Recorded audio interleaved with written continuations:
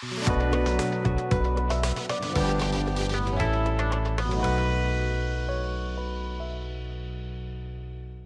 नाम मोहम्मद फिरोज़ खान है।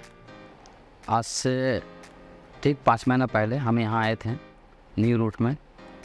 इससे पहले काफ़ी मेरा बाल गिरता था और जब शैम्पू करते तब अच्छा खासा सर से बाल गिरता था।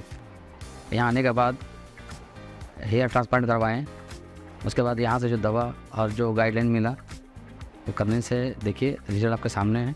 ये सामने ये नया पूरा बाल है ये, और जहाँ पीछे से डोनल एरिया है वहाँ भी बाल आ गया है। बाकी अभी चल रहा है, देख लीजिए, तो रिजल्ट आपके सामने है सर।